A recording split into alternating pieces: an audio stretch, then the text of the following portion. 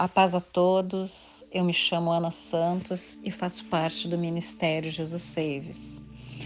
Nós estamos fazendo um estudo sobre a Palavra de Deus e a importância de nós conhecermos o que é revelação, o que é inspiração e o que é iluminação da Palavra de Deus. Esses três conceitos, eles caminham juntos, mantendo uma estreita ligação entre si, e eles são necessários para uma melhor compreensão do ensino das Escrituras. Vamos começar então com a revelação da Palavra de Deus. A revelação de Deus é a forma pela qual ele se deixa conhecer. Em outras palavras, Deus, ele resolveu permitir que os homens tivessem o conhecimento da sua existência, do seu caráter e da sua vontade através de sua autorrevelação. O que é revelar? Revelar significa desvelar o que está encoberto.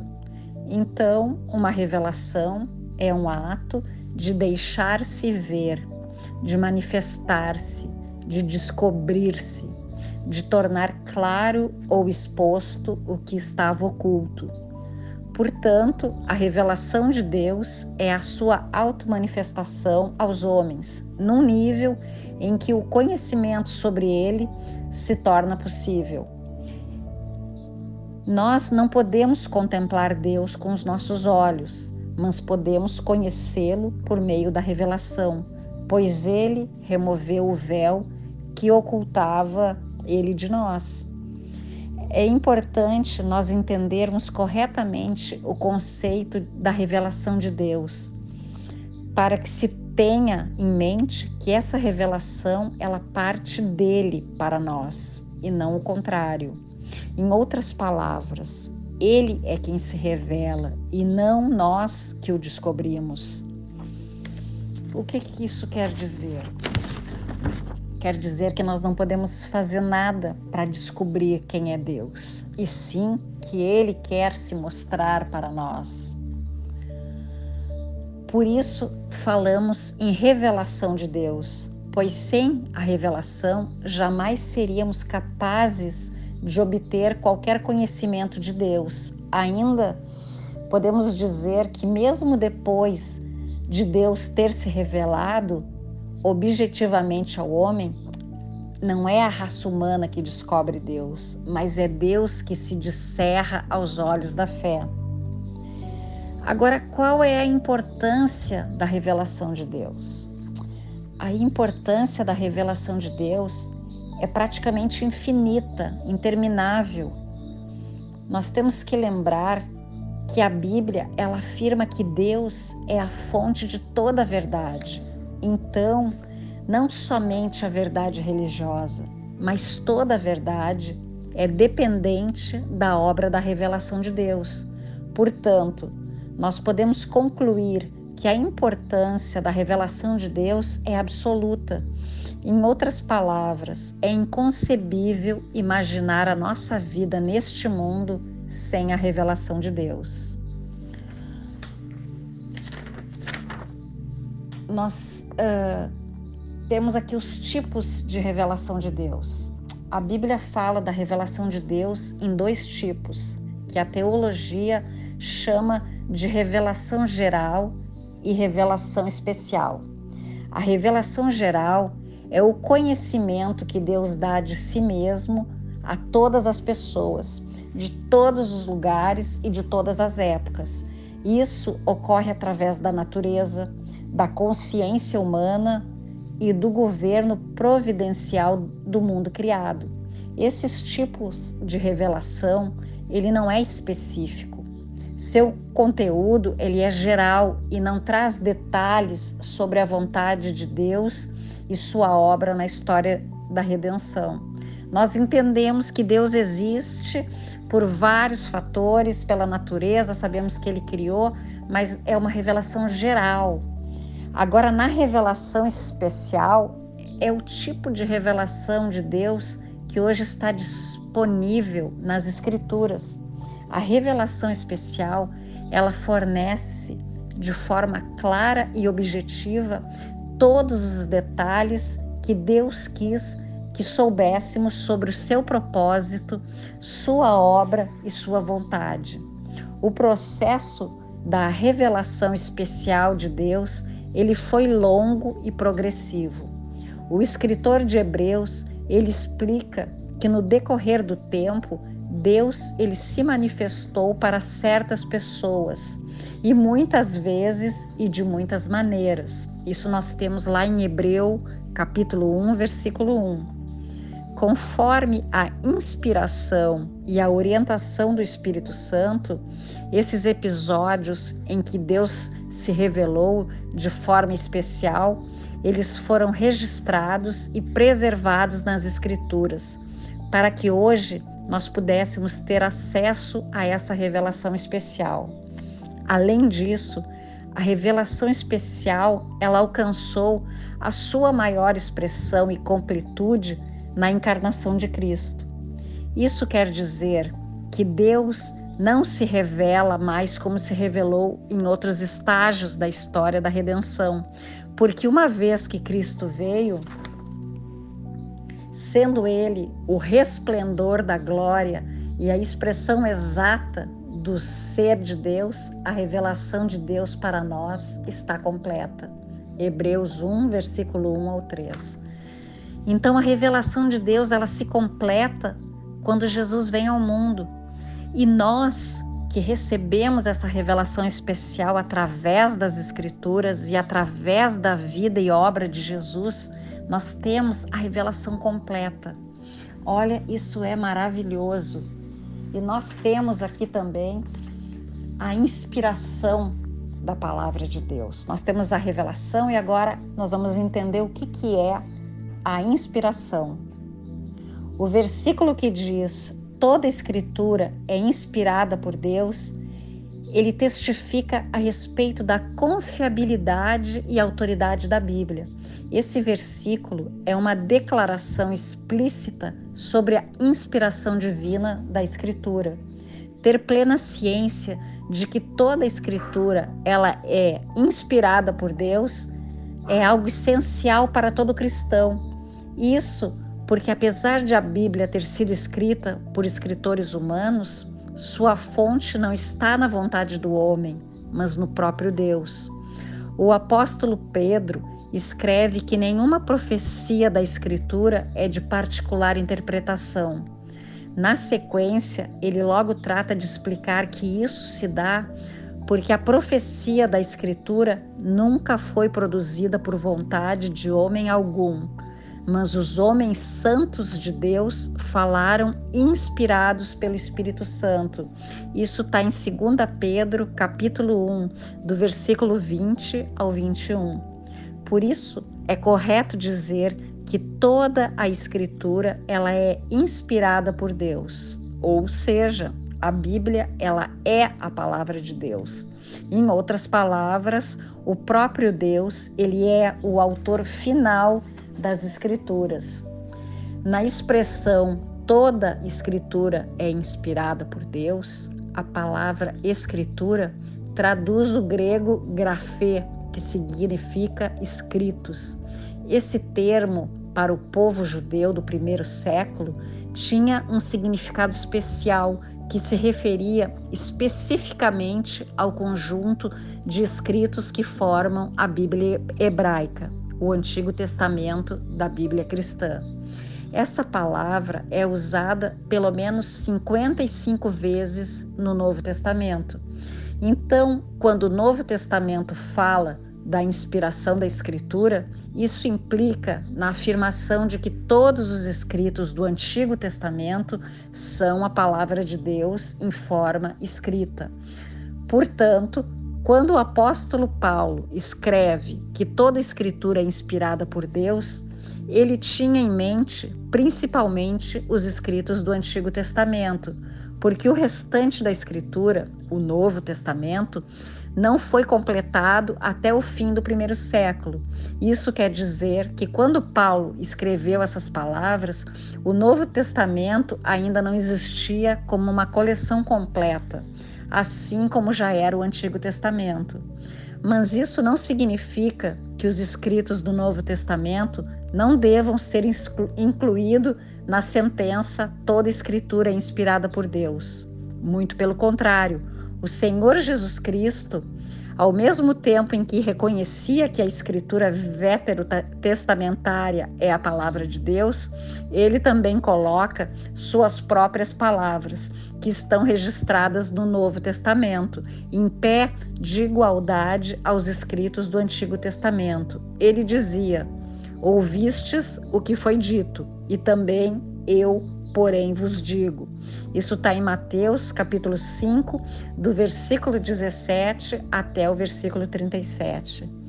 Os apóstolos também tiveram essa mesma consciência. Eles reconheciam que os escritos que estavam sendo produzidos pelos apóstolos ou pessoas ligadas ao círculo apostólico também eram de fato a palavra de Deus, tanto quanto os escritos do Antigo Testamento. Em outras palavras, eles reconheciam que o processo de registro das Escrituras ainda não havia sido concluído e que as novas Escrituras estavam sendo produzidas e acrescentadas ao corpo do escrito, que são as palavras de Deus escrita. Isso está em 1 Timóteo, capítulo 5, versículo 18, e 2 Pedro, capítulo 3, versículo 16. Quando Paulo diz que toda escritura é inspirada por Deus, basicamente ele está dizendo que toda escritura foi dada por Deus. Nessa declaração, o apóstolo usa uma expressão grega que literalmente significa que a escritura foi soprada por Deus, do grego theopneustos. Por isso, o que o Paulo está dizendo é que toda a escritura foi produzida porque Deus a soprou para fora. Assim como ele soprou o fôlego de vida nos homens, em Gênesis 2, versículo 7, sabemos que soprar para fora, na verdade, inspiração e não inspiração, que significa soprar para dentro. Por esse motivo, os estudiosos eles sugerem que, tecnicamente, uma melhor tradução para a declaração de Paulo seria dizer que toda a escritura foi dada por expiração de Deus, em vez de por inspiração de Deus. O que o apóstolo está falando tem mais a ver com o que Deus soprou e não em que Deus sopra. Ao insistir no fato de que toda a escritura foi soprada para fora por Deus, Paulo está dizendo que a origem suprema da escritura é de Deus. Ele é a fonte desses escritos. Mas, por outro lado, há também o conceito de inspiração, que diz respeito à obra do Espírito Santo nas pessoas que foram escolhidas para o processo de registro das Escrituras.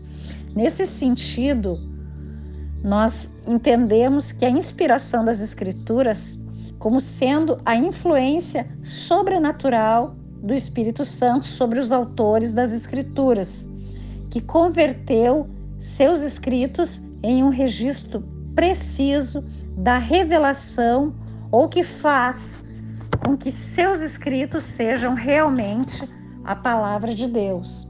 Os escritores bíblicos, eles receberam a revelação especial de Deus e registraram essa revelação em forma escrita.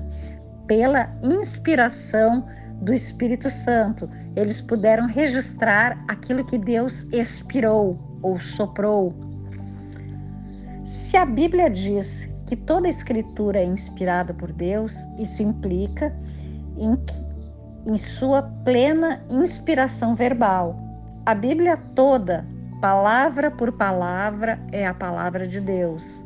Mas também é importante entender que a obra do Espírito de Deus, ela não anulou a personalidade e as características de cada escritor humano no processo do registro da escritura, mas ela elevou ao mais alto nível Então, a inspiração divina não é algo mecânico, mas orgânico, algo que denota a preparação em que o Espírito capacitou os agentes que receberam a preciosa tarefa de registrar a palavra de Deus. Isso inclui o nascimento desses escritores no espaço e no tempo, os dons específicos que eles receberam, o tipo e o nível de educação que eles tiveram e as experiências que eles experimentaram.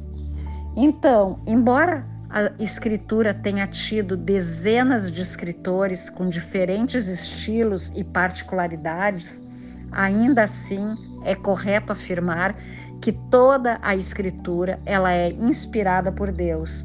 Cada palavra que eles registraram na escritura é a palavra de Deus genuína. Considerando tudo isso, o cristão deve entender que a escritura está livre de erros e constitui a infalível regra de fé e prática capaz de regular a vida do homem.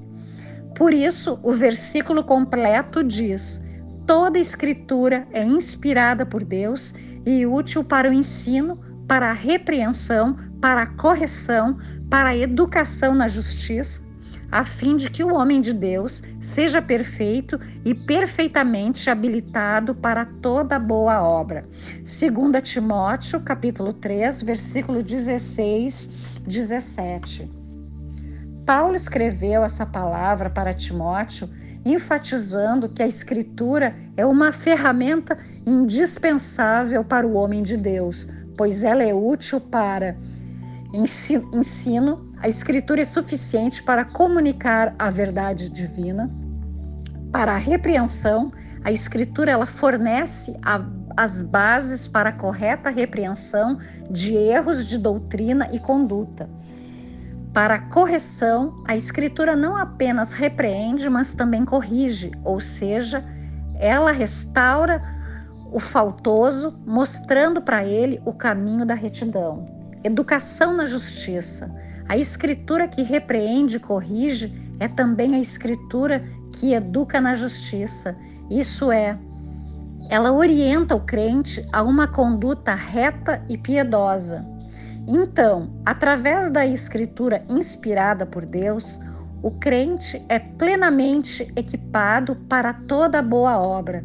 Ele permanece na verdade e aplica essa verdade de forma apropriada, de modo a exercer o seu ofício real e sacerdotal, como proclamador do Evangelho de Cristo. 1 Pedro, capítulo 2, versículo 9. Por isso é tão importante afirmarmos que toda a Escritura é inspirada por Deus.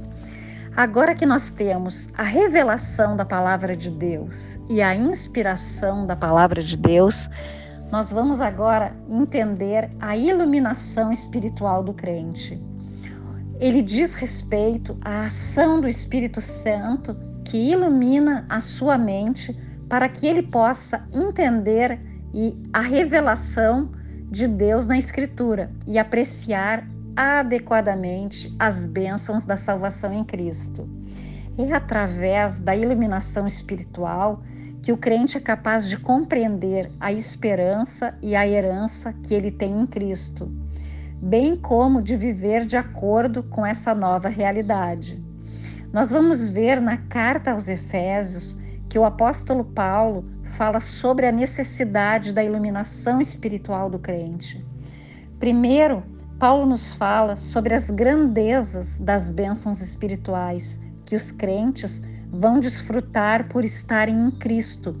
E ele explica que o selo do Espírito Santo é a garantia da herança eterna dos eleitos. Isso está em Efésios 1, do versículo 1 ao 14. Depois o apóstolo ora a Deus para que os crentes possam entender a sublimidade dessas bênçãos e que possam viver à altura delas. Isso já está em Efésios 1, versículo 15 até o 23. Por isso ele diz: peço que o Deus do nosso Senhor Jesus Cristo, o glorioso Pai, lhes dê espírito de sabedoria e de revelação no pleno conhecimento dele. Oro também para que os olhos do coração de vocês sejam iluminados, a fim de que vocês conheçam a esperança para a qual ele os chamou e as riquezas da gloriosa herança dele nos santos e a incomparável grandeza do seu poder para conosco, os que cremos conforme a atuação da sua poderosa força. Efésios, capítulo 1, do versículo 17 ao 19. A Bíblia, ela não deixa dúvida de que as verdades espirituais só podem ser discernidas espiritualmente. Isso significa que, por mais preparada intelectualmente que uma pessoa possa ser, sozinha por suas próprias faculdades humanas, ela não é capaz de discernir as coisas de Deus. A Escritura diz que olho nenhum viu, ouvido nenhum ouviu, mente nenhuma imaginou o que Deus preparou para aqueles que o amam. Mas Deus o revelou a nós por meio do Espírito. O Espírito sonda todas as coisas, até mesmo as coisas mais profundas de Deus. Pois quem dentre os homens conhece as coisas do homem, a não ser o espírito do homem que nele está? Da mesma forma, ninguém conhece as coisas de Deus, a não ser o Espírito de Deus. Isso está em 1 Coríntios, capítulo 2, do versículo 9 ao 11. A boa notícia é que aos crentes não foi dado o Espírito do mundo, mas o Espírito procedente de Deus. Assim eles podem entender as coisas que Deus lhes tem dado gratuitamente. Aleluia! 1 Coríntios capítulo 2, versículo 11. Então, quando o apóstolo Paulo ele ora pela iluminação espiritual do crente, ele se refere ao esclarecimento que os redimidos precisam ter acerca do que Deus, por meio de Cristo, fez por eles. Daí é essencial que o próprio Deus dê aos seus filhos esse entendimento espiritual. Nesse sentido, nós podemos dizer que a iluminação espiritual do crente basicamente é uma maior compreensão do significado do Evangelho, é um entendimento mais apurado da vontade de Deus para a nossa vida. A importância da iluminação espiritual do crente, com base na oração do apóstolo Paulo, no primeiro capítulo da carta aos Efésios, nós podemos identificar nessa oração pelo menos 3 pontos principais acerca da importância da iluminação espiritual do crente. Em primeiro lugar, a iluminação espiritual, ela é fundamental para que o crente conheça a esperança para a qual Deus o chamou. Essa esperança, como escreve o autor de Hebreus, ela é a âncora da alma e ela está fundamentada nas promessas imutáveis de Deus. Isso está em Hebreus, capítulo 6, do versículo 18 ao 20. O crente que não compreende a esperança de seu chamamento soberano, santo e celestial, não pode andar de forma digna a esse chamamento. Em segundo lugar, a iluminação espiritual, ela é fundamental para que o crente saiba como são maravilhosas e sublimes as riquezas da gloriosa herança dada pelo Senhor aos santos. Então, essa esperança ela tem a ver com as bênçãos espirituais em Cristo, que incluem a eleição no passado, a redenção e a santificação no presente e, principalmente, a consumação da herança eterna na glória futura. Em Cristo, os crentes são possuidores de riquezas incontáveis, de modo que não lhes falta nada. Em terceiro lugar, a iluminação espiritual, ela é fundamental para que o crente conheça como é grande o poder de Deus. O apóstolo destaca que o crente tem à disposição, agindo em sua vida, o mesmo poder que ressuscitou Jesus dos mortos. Isso está em Efésios, capítulo 1, do 19 até o 20. Com isso, Paulo enfatiza que os crentes podem descansar no infinito poder de Deus, que faz com que sua esperança se cumpra e que a sua herança seja obtida.